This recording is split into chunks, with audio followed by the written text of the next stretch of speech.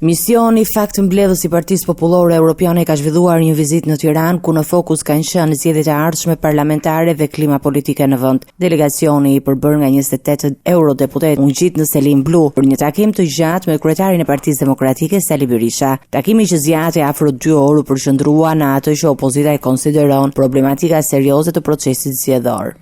Temë qendrore për një opozit janë zgjedhjet. Dhe ne aty u bërë një ekspoze. E keni pa ju librin 1500 faqe me mira dokumenta. U paraqitën gjërësisht këto, u diskutuar për narkoshtetin, për këto që po ndodhin, azjesimin e sistemit drejtësisë dhe gjitha këto, por unë nuk mund të hyj në detaje dhe nuk kam ndërmend, për arsye sepse është rregulli Chatham House që duhet zbatohet në këto raste. Berisha vijoi me akuza ndaj qeverisë për mënyrën e menaxhimit të fondeve publike, duke përmendur tendera dhe koncesione që sipas tij kanë prodhuar dështime infrastrukturore. Kjo që shifni ju, me të gjitha rrugë të ndërtuara për i tyre, të çara, të shkatruara, është dëshmi e dështimit të plot total për shkak të vjedhjes të gjitha investimeve, për dhjetra dhe qindra të smur, të zonës juglindore, në radhë parë, të cilët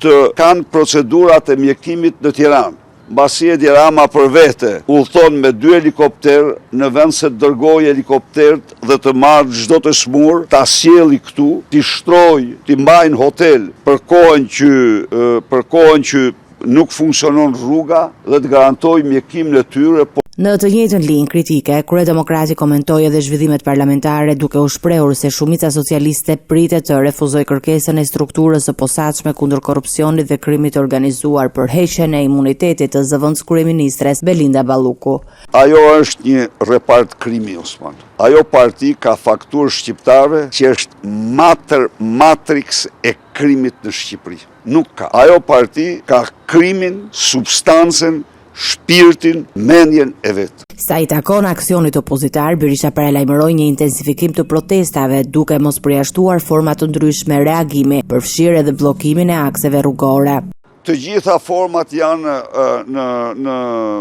në konsiderat dhe kjo është vetëm protest. Ne kemi vetëm protest. Ne domethënë qëndrojmë, ne besojmë tek nuk kemi një është rruga e vetë. Megjithatë, ai siguroi se aktivitetet politike do të zhvillohen hapësira që cënojnë objektet fetare, duke garantuar respekt për besimtarët. Se në absolute, në teritorin Karshi Xhamis, Partia Demokratike nuk do të zhvilloj asnjë aktivitet proteste, por natyrisht i garantoj organizatën kriminale se s'do mund të mbrojnë parlamentin duke u betuar se gjoja po mbrojnë Xhamin. Njerëz të pa fe, pa din, pa iman. Njerëz që vjedhin qytetarët e tyre nuk kanë asgjë të përbashkët, as me besimin, as me Xhamin, as me kishën, as me teqen.